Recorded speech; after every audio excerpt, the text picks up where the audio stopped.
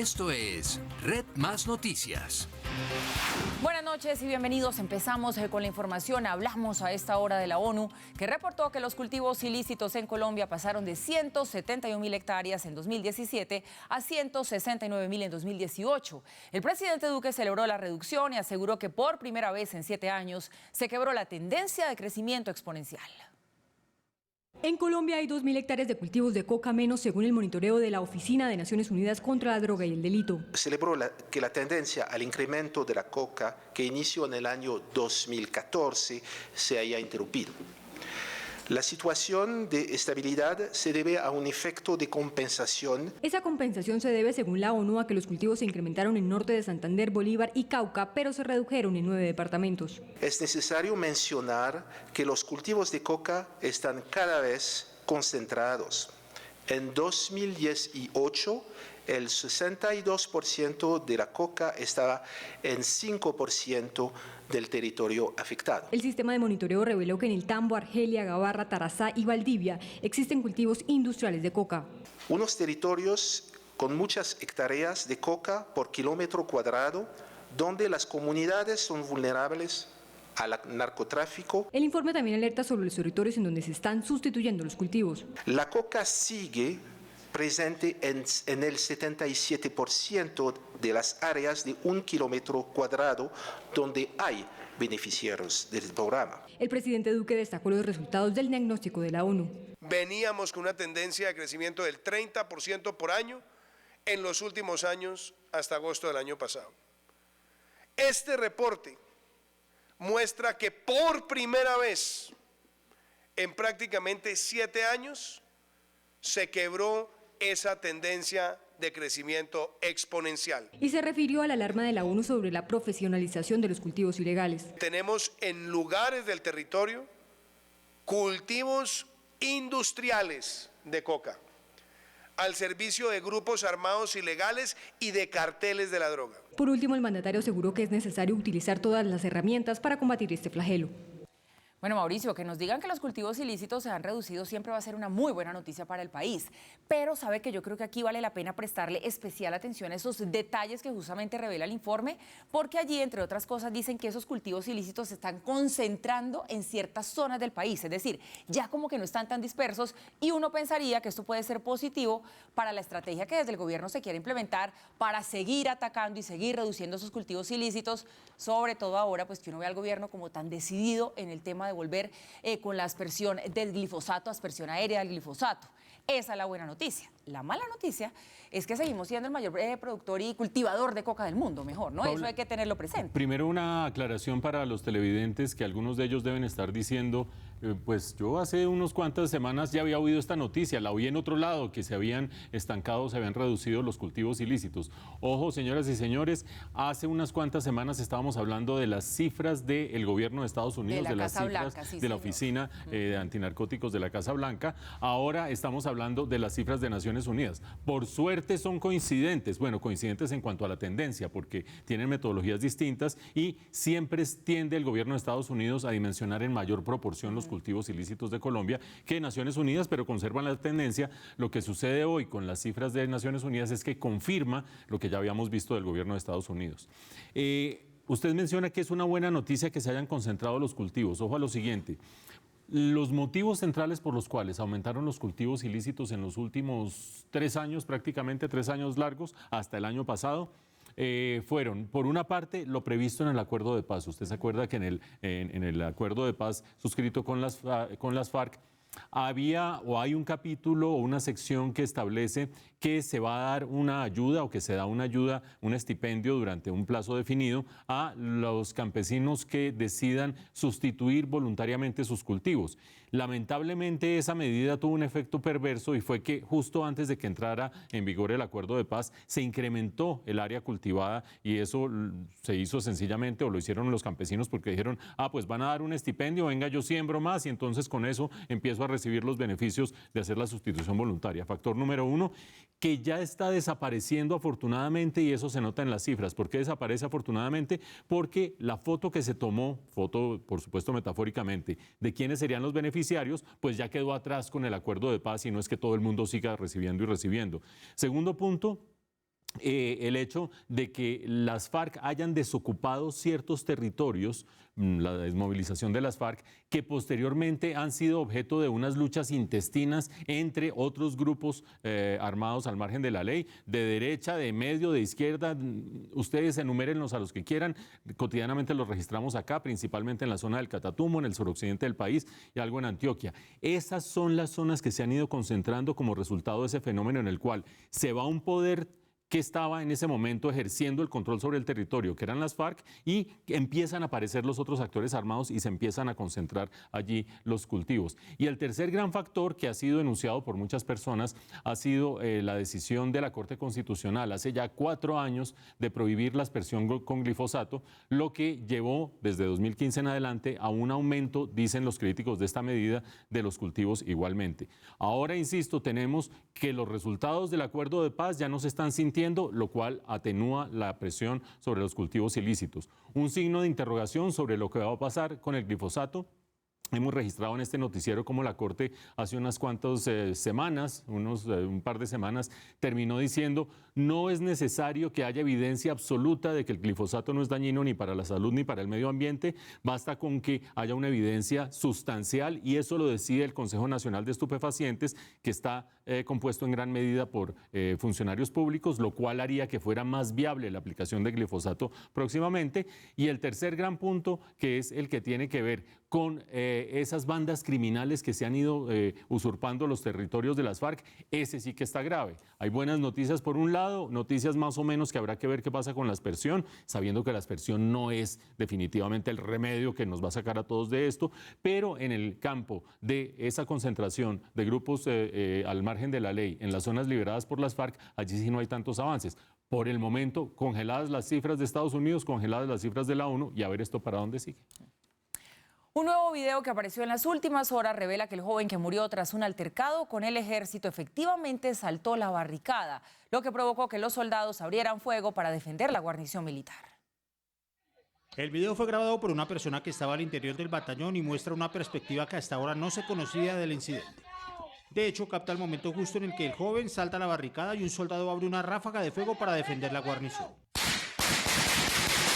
Enseguida el muchacho cae herido al piso y a su lado se puede observar claramente el machete que llevaba y que confirmaría la versión que contó su hermano en el sentido de que estaba furioso por un supuesto maltrato de los uniformados en una requisa.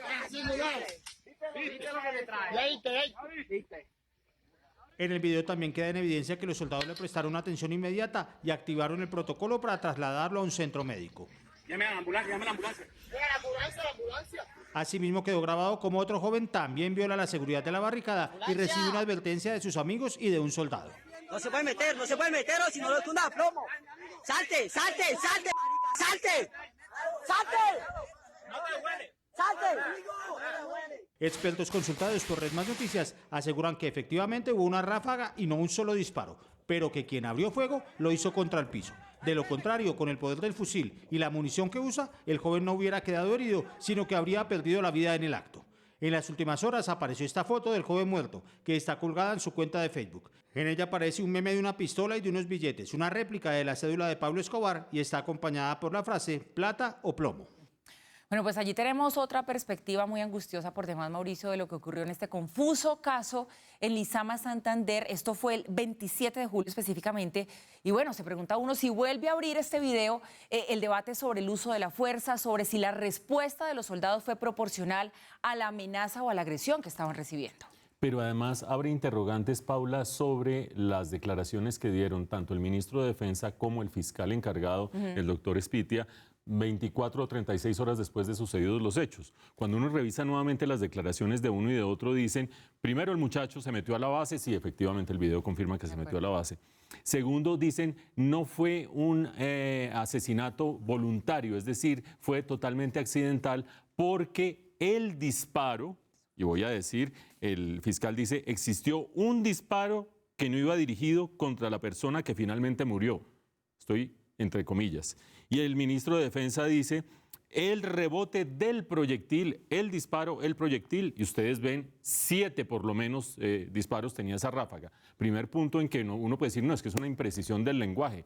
No, se supone que estos testimonios o estas declaraciones del fiscal y el ministro de Defensa se hicieron sobre la base de estudios que hizo las autoridades balísticas. Por lo tanto, no es apenas una ligereza decir el disparo cuando uno oye y ve en el video, oye los 7 disparos y ve la magnitud de lo sucedido y hablar del proyectil. Punto número 1. Punto número 2. El video también tendería a por lo menos relativizar aquella apreciación tanto del ministro como del fiscal que dicen que fue un hecho totalmente accidental cuando uno oye una voz de uno de los militares diciendo «¡Ey, mi cabo, pégueselo!». Pues uno no es que el cabo vaya a reaccionar exactamente a lo que le estaba diciendo el otro soldado, pero claramente «Ey, mi cabo, pégueselo» no es una cosa accidental. Tercero, si se tratara de una cosa accidental y de una cosa que se nos fue de las manos y qué sé yo, no habría una respuesta como la que hubo cuando ustedes veían en el video. El muchacho ya ensangrentado y ya pálido, totalmente palidecido, dice, ayúdenme, y una de las personas que está detrás del teléfono que está grabando dice, ajá, ahora sí me dice que le ayude, ¿no? Ahí claramente no hay una cosa accidental y venga, lo socorremos y qué sé yo, sino una confrontación de fondo. Eso no quiere decir nada necesariamente de culpabilidad o algo así, pero no quiere decir que todo fue accidental y que quién sabe qué fue lo que pasó. Y finalmente, cuando uno de los compañeros del muchacho trata de entrar, ustedes vieron claramente, otro de los soldados le dice, no se puede meter o si no, lo queman a plomo. Bueno, pues por favor, eso antecedido 30 segundos antes de lo que sucedió, claramente ahí no hay una cosa accidental, claramente allí por lo menos hay una voluntad de hacer algo más allá de un simple accidente. Por supuesto, ni somos nosotros, ni es el video, ni va a ser muy pronto que se va a conocer exactamente qué fue lo que sucedió allí. Pero hablar de un solo disparo y de algo accidental es algo que se va debilitando cada vez más con videos como estos, que además fueron revelados desde dentro de la base, que es un punto muy importante en todo esto. Veremos cómo sigue esta investigación. Sí, justamente eso era lo que le iba a decir, ¿no? Que hay que tener en cuenta el plano que estamos viendo es de dentro de la base. Entonces, ¿a quién le interesaba viralizar este video y que se conociera con audio incluido en todo? Ahí queda otro interrogante, ¿no? Es muy difícil saber, Paula, esto puede ser desde una cosa que se guardaba en tierra y qué sé yo, hasta un soldado que dijo, yo no puedo aceptar que haya unas versiones que están ocultando la verdad. Y ustedes dirán, pero este señor, ¿qué hace diciendo ocultando la verdad? Por lo menos en un aspecto, no fue un disparo, fueron 7. Lo demás habrá que verlo en el contexto de la la evidencia. verdad, esto hay que cogerlo con pinzas, pianito, pianito, y que la justicia siga haciendo lo suyo y siga investigando. Bien, en otras noticias, la Fiscalía emitió 10 órdenes de captura contra los señalados máximos cabecillas del ELN por su presunta participación en varias acciones violentas ocurridas en la región del Catatumbo.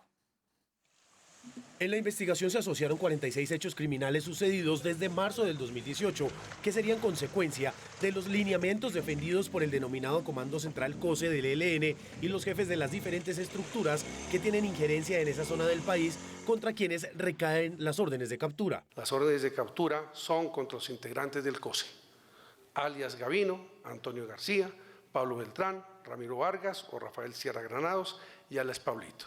La mayoría de casos recopilados por la Fiscalía tendrían relación con la confrontación armada entre el ELN y el grupo armado organizado Los Pelusos por la disputa y el control de varios territorios, situación que ha dejado civiles muertos y afecta a la tranquilidad de los pobladores del Catatumbo. Las órdenes judiciales fueron expedidas por los delitos de homicidio en persona protegida, desplazamiento forzado, amenaza y rebelión agravada. Recientemente el Gobierno Nacional rechazó una comunicación del ELN en la cual manifestaban su supuesta intención de volver a la mesa de diálogos, la cual está suspendida por el presidente Duque desde el atroz atentado terrorista que esa guerrilla perpetró en la Escuela de Policías General Santander. Posibilidad, Mauricio, de hacer efectivas estas órdenes de captura de los miembros del COSE, del Comando Central del ELN, cuando sabemos que los que no están en Cuba están en Venezuela. Paula, bajiticas para responderle a su pregunta. De hecho, de estos 4 grandes comandantes del ELN, la mitad de ustedes que están comiendo sándwich en la casa dirán, ¿cuáles comandantes? Son cabecillas. La otra mitad dirá, son comandantes porque todavía hay negociación. Bueno, cada cual verá cómo agarra este tema del ELN que sigue en una total parálisis en términos del diálogo con el gobierno. De estos 4 grandes comandantes, que son definitivamente las cabezas del ELN, alias Gavino, alias Antonio García, alias Pablito y alias Pablo Beltrán, de esos 4, 2 ya tenían orden de captura previa por los sucesos de enero de este año de la Escuela de Cadetes General Santander. En ese momento, ustedes recordarán, no solamente se emitieron órdenes de captura contra algunos de estos miembros del Comando Central, sino que además se levantó la suspensión de las órdenes de captura que tenía el equipo negociador que estaba en Cuba. Repito el cuento, para ir a Cuba a negociar, ese equipo negociador se le suspendieron las órdenes de captura, por eso podía moverse, ir, venir, estar allá, y después de los hechos de enero se levantó esa suspensión, o sea que quedaron nuevamente con órdenes de captura. Con todo esto lo que estoy diciendo es que órdenes de captura no faltan, órdenes de captura repetidas, 2 para uno, 3 para el otro, por distintos hechos, por distintos sucesos, pero órdenes de captura no faltan y no faltan autoridades que los estén buscando. La Interpol ya tiene en su poder órdenes de captura y ha emitido circular roja buscando a algunos de los miembros del Comando Central del ELN. A partir de hoy serán otros o serán la totalidad o los 4 que yo anuncié los que serán buscados. Pero recuerden que esto se da en un contexto bien peculiar. Número 1, ruptura de diálogos desde enero de este año. El gobierno dice, para volverme a sentar con el ELN a seguir dialogando, necesito que devuelvan todos los secuestrados y que terminen los actos hostiles dentro del país contra la infraestructura económica, léase oleoductos, y contra la población. Nada de eso ha pasado. Número 2, muy importante lo que dice Paula. Los que no están en Cuba, que es el equipo negociador básicamente, que tendría uno de estos miembros del COSE, están en Venezuela y allá ni en Cuba ni en Venezuela colaboran para adelantar un proceso o de extradición o de entrega o de colaboración con las autoridades, ni tampoco es para nada obvio que se pueda ir a buscarlos pasando las fronteras. Por lo tanto, queda esta noticia del día de hoy como un refuerzo de una situación aparentemente sin salida en el corto plazo. Ruptura de diálogos, falta de voluntad del ELN y el gobierno tratando por las vías de la justicia y por las vías de las autoridades de alcanzarlos donde no los puede alcanzar, más allá de nuestras fronteras con países que no están colaborando en este proceso. Cayó en Medellín alias Mono Clinton, señalado de ser el coordinador del Frente de Guerra Urbano del ELN. Hace pocos minutos fue enviado a la cárcel de máxima seguridad de Cómbita en Boyacá.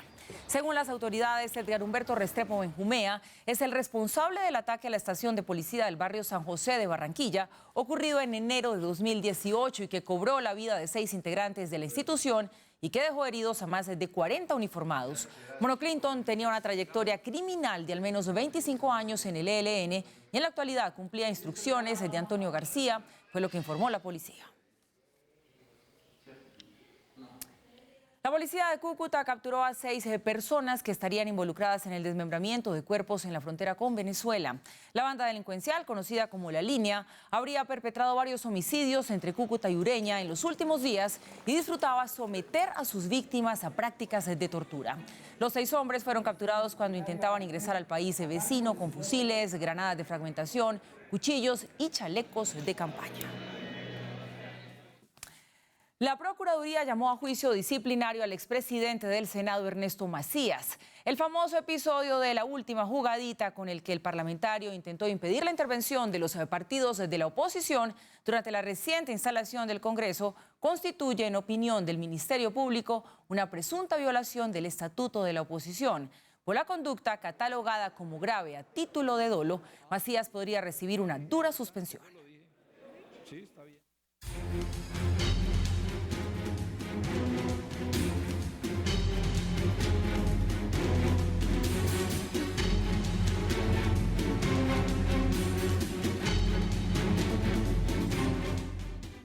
Hola, buenas noches. A propósito del Bicentenario, hoy los saludos de la Escuela Militar de Cadetes General José María Córdoba, que es el alma mater del Ejército Nacional, porque el próximo 7 de agosto no solamente son los 200 años de la batalla de Boyacá, sino que también es un cumpleaños de nuestro Ejército Nacional.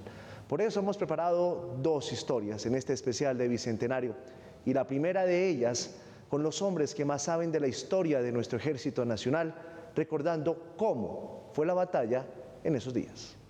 ¿De qué manera el ejército patriota de Simón Bolívar logró derrotar a los españoles y ganar la batalla de Boyacá? Todo radicó en las estrategias, y de ello sí que saben los militares, como el mayor Ramiro Zambrano y el mayor Manuel Guillermo Roballo de la Academia Colombiana de Historia Militar.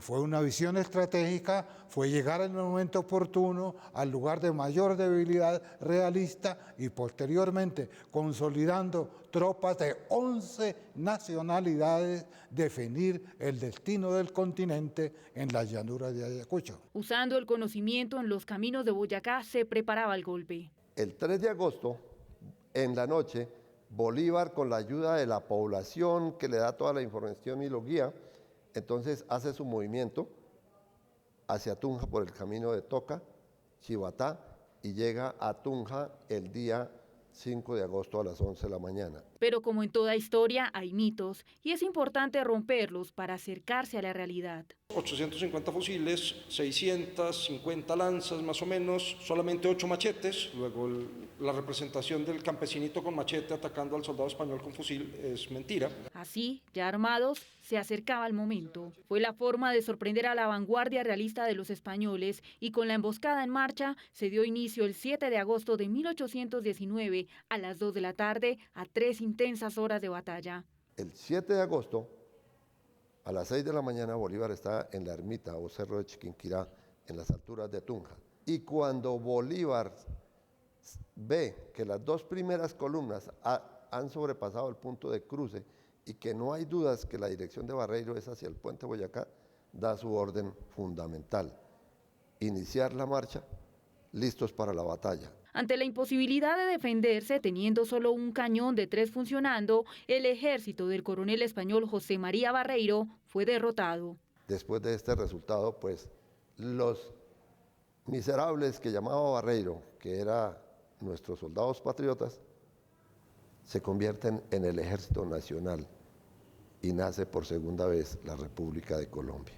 Tuvieron que pasar casi 300 años desde la colonización española para dar ese grito de independencia, ese que hoy, después de 200 años, es nuestra fiesta del Bicentenario.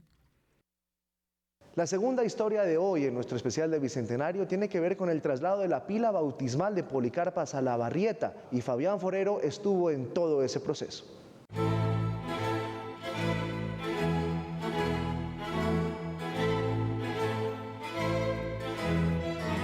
La iglesia de Santa Bárbara, en el centro de Bogotá, es una joya colonial poco visitada, pero con una riqueza cultural invaluable, puertas para adentro. De eso da fe canónica el párroco Eugenio Fernández, un colombo español de 34 años. La iglesia es el templo más antiguo actualmente en la capital, en Bogotá. Data de 1565, se construye antes la catedral, Las Nieves, pero pues la catedral y Las Nieves originales se caen en terremotos, entonces queda Santa Bárbara como la más antigua. Aquí hay enterrados próceres de la independencia, generales, próceres, por ejemplo el pintor famoso Gaspar de Figueroa está enterrado aquí. Sabemos que los papás de la Pola están enterrados, la mamá, el papá no porque murió de viruela. La iglesia, por esas cosas mágicas de la historia, está ligada con Policarpa Salabarrieta, aquella heroína valiente y templada que se hizo fusilar de espaldas por la causa de la independencia. La historia dice que este era el barrio donde vivía la Pola, Polonia, en verdad se llama Polonia o Apolonia, Salabarrieta. No se ha encontrado nunca su partida de bautismo, es una cosa que están buscando siempre los historiadores que han buscado. Es como el santo grial de los historiadores colombianos. Entonces, ha supuesto la tradición oral que en la pila ubicada en el baptisterio del templo fue presentada ante el Altísimo la bebé Polonia hace cerca de 229 años. El padre nos cuenta que encontró las partidas de bautizo de los hermanos de ella y además la partida de función donde se confirma que los restos de la mamá están enterrados acá.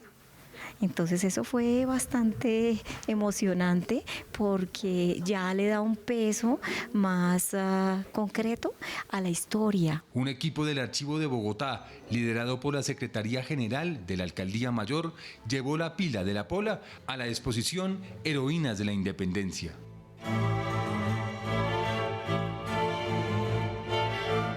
Vamos a rendir tributo a 130 mujeres de las cuales casi no conocíamos nada, pero son historias terribles, son unos sacrificios grandísimos y todo por el amor a un ideal. El traslado del objeto se hizo milimétricamente y por etapas. Es una pila posiblemente tallada en arenisca, una piedra metamórfica.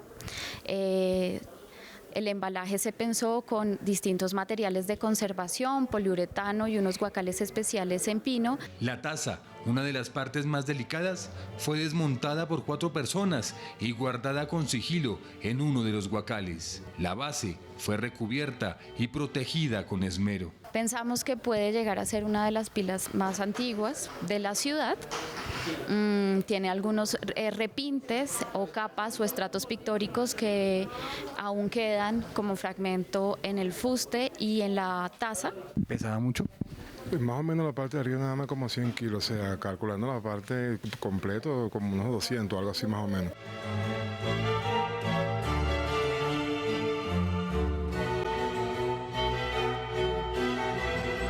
La historia viajó en camión rumbo al archivo de Bogotá. Así luce la pila en la exposición. Será espectadora muda de piedra del homenaje a las 130 anónimas mujeres que con su valentía permitieron dar el paso a la libertad. Son historias bellísimas y no les cuento todo porque están invitados a la exposición a descubrir esta nueva historia, que es una historia que ha sido como difuminada así durante los años porque hablamos solamente de la historia masculina.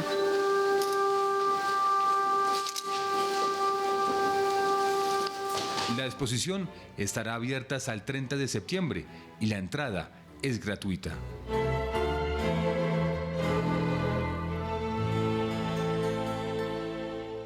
Paula, Mauricio, televidentes, el próximo 7 de agosto los invitamos. No se pierdan el especial que Red Más Noticias va a llevar a ustedes del Bicentenario, desde las 7 de la noche hasta las 9 de la noche. No solamente la conmemoración, no solamente el corte de cuentas al gobierno, primer año de gobierno del presidente Iván Duque, sino también un repaso a nuestra historia como nación. ¡Feliz noche! Bueno, continuamos con los deportes porque Egan Bernal habló en la previa de la clásica Vuelta de San Sebastián que disputará este sábado y escuchen lo que respondió cuando le preguntaron cuándo llega a Colombia. Egan, ¿cuándo regresas a Colombia? No sé. Pero el lunes, el martes. No sé. Gracias. No, para mí no es ningún esfuerzo. La verdad que yo vengo acá con el mayor de los gustos, más que mi entrenador, Xavier Teches, de acá, desde la zona. Así que nada, con mucha ilusión, con muchas ganas de hacerlo bien y a disfrutar de correr acá al País Vasco. Carlos, yo tengo dos grandes inquietudes después de que Egan hizo esa faena, esa epopeya que nos tiene tan orgullosos. La primera, si se le van a ir las luces con tanto idolatría y con tanta atención que le han puesto encima, y lo digo en serio. Pues, depende de nosotros también que no nos pasemos, sí, ¿no? Tiene 22 años y digamos sí, que fácil, puede, ¿no? quisiera oír tu opinión al llevarlo respecto. por ambas partes, creo. Pero la segunda, que puede hablar a favor de eso, es que también hubo una declaración de Egan sobre qué habría pasado si él no hubiera asumido el liderazgo, si él no le hubiera sacado una cabeza de ventaja a Geraint Thomas, ¿qué habría pasado con él como gregario o como líder del equipo? Te la tengo aquí la frase exacta que dice, estoy muy agradecido a Geraint porque si no hubiera estado él, yo no habría podido ganar. Demostró mucho carácter. Si él dice en ese momento, espérame, habría tenido que esperarlo. Si él le hubiera dicho en ese momento, espérame, Geraint Thomas le hubiera dicho, no te vayas, sino espérame. ¿Sabes por qué me gustan estas palabras y me han gustado mucho hoy, Mauricio? Porque habla de alguien que a pesar de haber ganado lo que es la Copa del Mundo del ciclismo, todavía es consciente de su posición dentro de todo el pelotón, dentro de todo el ciclismo y dentro de toda la historia que está haciendo. Y su equipo. Que recién está iniciando en el fondo y él lo sabe, que puede haber conquistado la cima más alta del mundo, recién está iniciando, pero todavía le quedan muchas cosas por aprender en otras vueltas, en la relación con el equipo, en la manera de comandar, en la manera de ser un líder. Y me ha gustado mucho por esas palabras porque habla de alguien que todavía tiene ganas de aprender, que es humilde, que aún así sabe, se le ve muy humilde, sobre todo reconociendo, oye, mis capos todavía van a ser Froome y Geraint seguramente, dependiendo de lo que hagan. A mí me han encantado estas palabras y sobre todo sabiendo cómo veníamos con ciertos recelos como había este año y como hemos hablado de tantos equipos que con varios líderes al final cuesta problemas.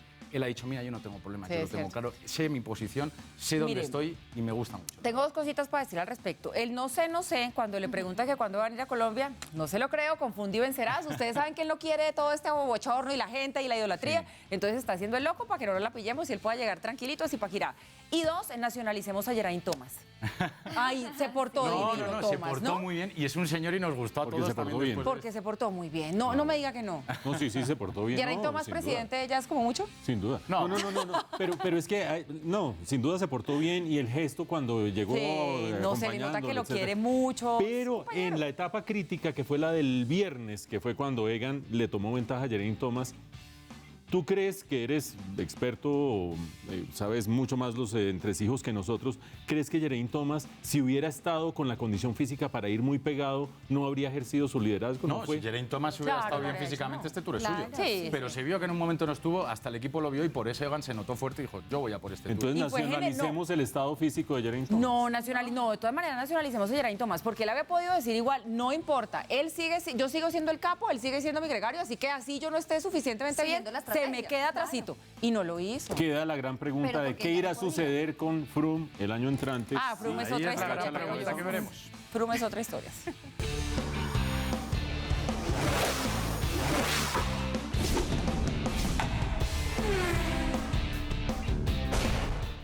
Sanción de 3 meses y una multa de $50.000 a Messi por llamar corrupta en la Conmebol en la pasada Copa América. La Conmebol hizo oficial la sanción por la que se perderá tan solo la siguiente fecha FIFA y no cumplirá castigo en las eliminatorias. Para que veáis cómo quedan los partidos. El partido de Chile del 5 de septiembre, el de México del 10 de septiembre, el de Alemania del 9 de octubre y el de Portugal, que todavía está por fijar la fecha en octubre, y volvería ya contra el 13 de noviembre para el partido contra Brasil. Pero además, después de esto, acordaos que tiene una sanción para el partido de la primera fecha eliminatoria por ese momento que vemos ahí precisamente con Medel, donde se enzarzó con Medel, y por eso todavía tiene que también cobrar una fecha. Tibia sanción, ¿no, Mauricio? Pues sí y no. Digamos, pongámoslo en los siguientes términos. Tratando de entender tu explicación, 3 meses abarca los partidos que dijiste. 3 meses es desde hoy hasta dentro de 3 meses. Pero hay una sanción que es la de la expulsión, que no tiene que ver con los 3 meses, sino que es la que se hace efectiva con la primera fecha de eliminatoria. Esa la tiene que cumplir en un partido oficial, en partido de la eliminatoria. Por eso el partido de Brasil sí que podría estar en teoría y que es el que está el 13 de noviembre. ¿Qué hemos opinado y qué hemos sentido todos nosotros? Que es muy tibia cuando ha llamado corrupta, porque le llamó corrupta y sin a la pruebas, Conmebol. ¿no?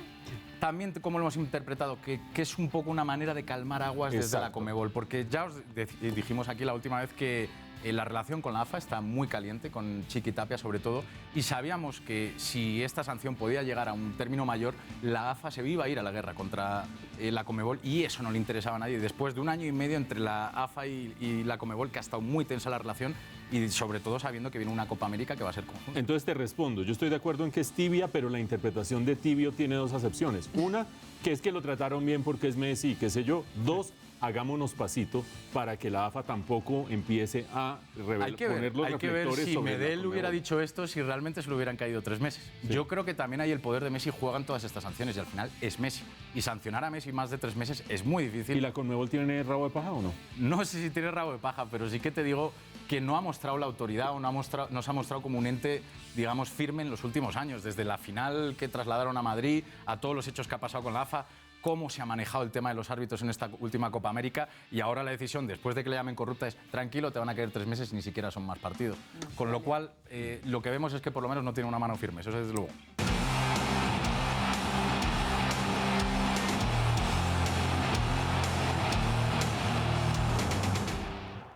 Un oro, una plata y un bronce es la cuota de medallas que hemos conseguido en los Panamericanos de hoy en Lima. El oro para Colombia fue gracias a Marta Bayona en el ciclismo de pista en la prueba de Keirin, por encima de Lisandra Guerra de Cuba y Yuri Verdugo de Argentina. Esta colombiana, que lo decíamos, partía como favorita, se lleva el oro. Y en la prueba de persecución por equipos, Lina Hernández, Jessica Rojas, Lina Zapata y Yanni Salcedo se colgaron la presea de bronce al registrar un tiempo de 4 minutos 36 segundos 256 milésimas.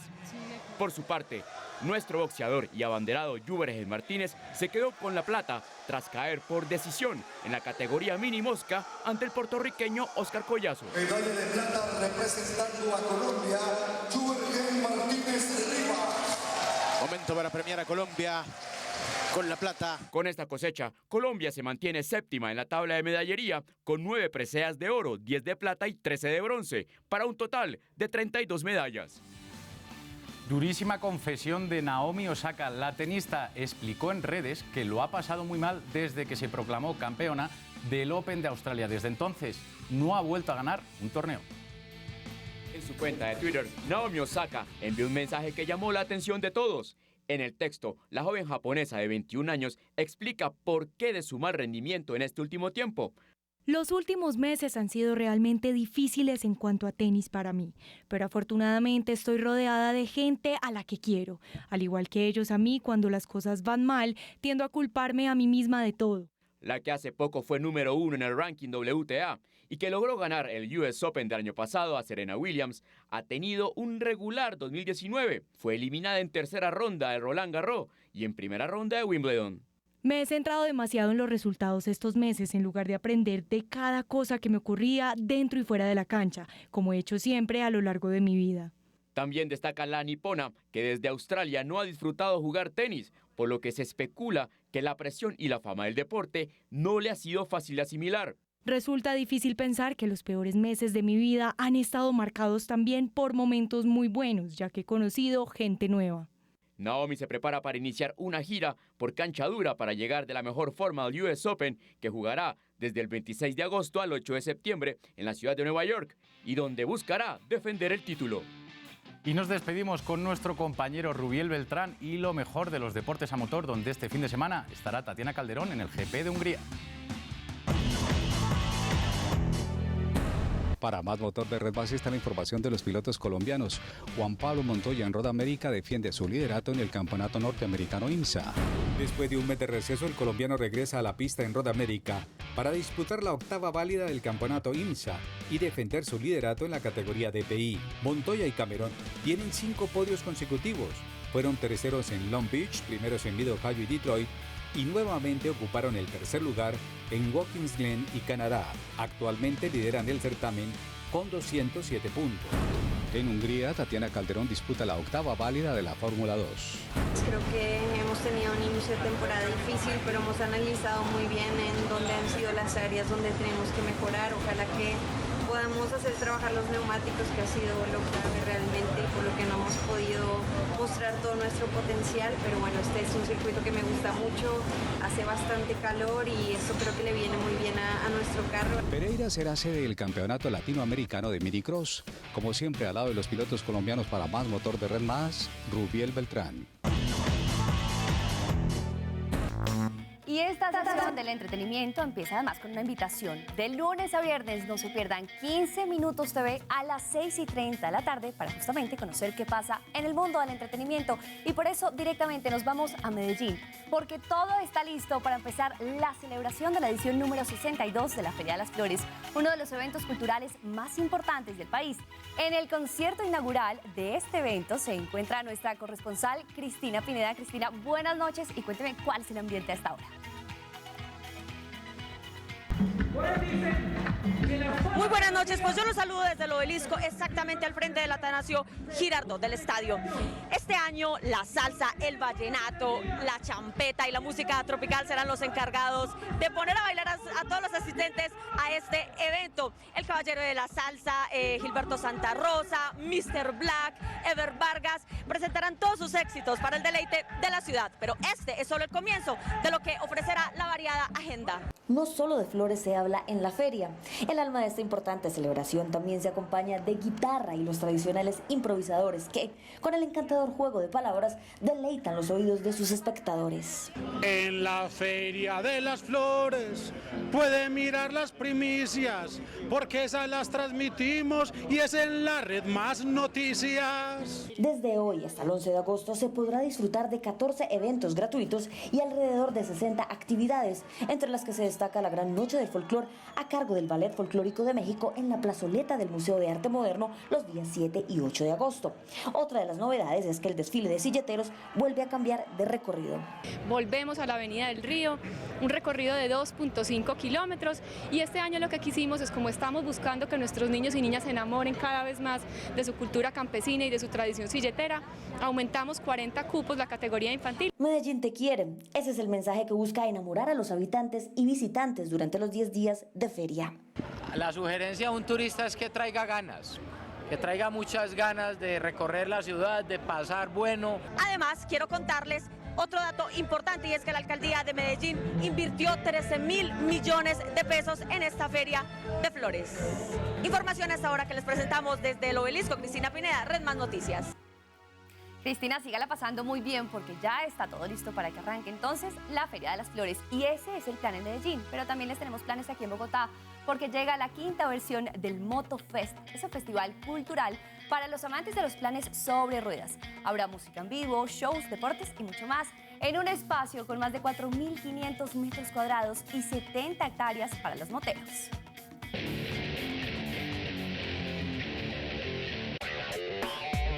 Fest, donde la competencia hace parte de su ADN, por eso habrá carreras para toda clase de pilotos.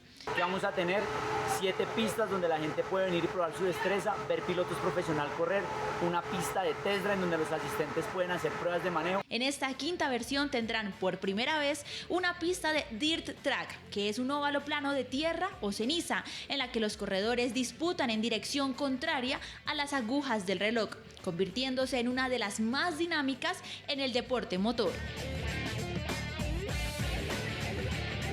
Además de la aventura sobre ruedas, este evento contará con actividades de moda, cultura, estilo y por supuesto música en vivo, entre ellas bandas como Super Litio, Lo que diga el dedo, Apolo 7, entre otras. Pueden venir en su moto de calle y entrar a cualquiera de las pistas para que sepan qué es disfrutar de la adrenalina en nuevas versiones. Si usted es amante a las motos, podrá disfrutar de este festival hasta el domingo 4 de agosto en el Hipódromo de los Andes. Y la noticia lamentable de la jornada: se apagó una de las inconfundibles voces de la radio y la televisión colombiana, Gabriel Muñoz López, el hombre que exaltó la música nacional y narró el gol olímpico de Marcos Coll.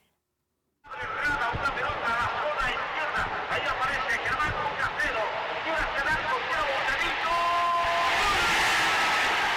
Así se vivía el Mundial en el 62.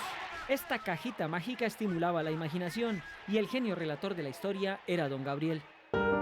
Hombre especial de voz única, maestro de la descripción que a partir de hoy narra los goles del equipo del cielo. Allá se reunió con Marcos Coll y Lev Yassin, quienes tomaron por adelantado ese vuelo. Etapa complementaria, ganaba Rusia y hubo una pelota que tiró Antonio Rada al arco de Lev Yassin y un defensa, Chokeli, envió la pelota al córner. Cobra el tiro de esquina Marcos Coll. Se perfila, hace el tío con pierna derecha, la bola para adentro y tiene una pelota, gol de Colombia. Gol olímpico de Colombia.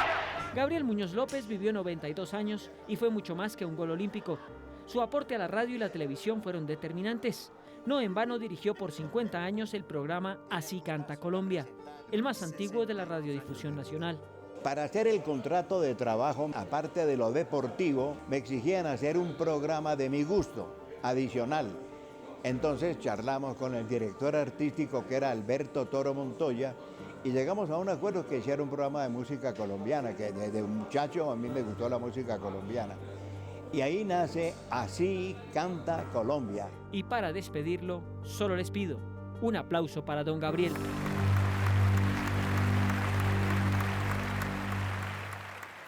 Bueno, Carlos y compañeros, cuando muere una figura, sobre todo una figura en avanzada edad, una de las labores más difíciles para el periodismo es tratar de transmitirle a quien no lo conoció o no supo su importancia, ese señor qué pitos toca o por qué está allí o cuál es su relevancia. Y hay que tener presentes dos cosas, Carlos. Una la estabas mencionando tú ahorita mientras veíamos la nota. La radio, cuando sucedió o cuando tuvo lugar el Mundial de Chile, este Mundial de 1962 del empate Colombia-Unión Soviética, era un medio por excelencia. Es decir, uno tenía las transmisiones en directo, ni tenía las 50 cámaras, nada. Era lo que el locutor le estuviera diciendo a uno. Era pegar una radio y escuchar ahí todo lo que te podían transmitir. Claro, y él le daba a uno la visión de absolutamente todo el partido. Pero la segunda, ese partido fue el logro de Colombia durante más de 30 años, hasta que llegó el 5-0 contra Argentina y después unas cosas más. Esperar todo eso, pero durante 30 años, ese 4-4 y ese gol olímpico era lo máximo que había hecho Colombia, y todo el mundo decía, y la vez que le ganamos a la Unión Soviética. Entonces, por supuesto, Gabriel Muñoz López pasó la historia. Son voces que quedan para toda la vida, ¿no? Porque son voces que, como uno no puede recurrir a otra cosa, al final lo ha escuchado. Igual no puede conocer nunca a la otra persona, pero son voces que forman parte de uno para toda la vida, porque han formado parte de momentos muy importantes. Y eso es lo que creo que al final significan este tipo de narradores. Yo evidentemente no lo conocía tan a fondo, sabéis que yo no llevo aquí tanto tiempo, pero vamos, la admiración que me han contado hoy cuando ha pasado esto, y lo he sentido en toda la reacción y en todos los periodistas deportivos de este país, la verdad. Eso es verdad, Paola, rapidito, porque ya nos tenemos que ir a una pausa. Usted tiene una anécdota muy linda de don Gabriel Muñoz. Justamente cuando se producen estas noticias, pues empiezan a aparecer anécdotas y datos curiosos de estos personajes. Él participó en un concurso, su primer concurso como narrador deportivo, como narrador de goles. Se ganó 5 pesos, pero además su papá no le había dado permiso para participar, así que se hizo llamar el el locutor fantasma. Y se ganó sus 5 pesos. 5 pesos, por Dios, qué bonita historia.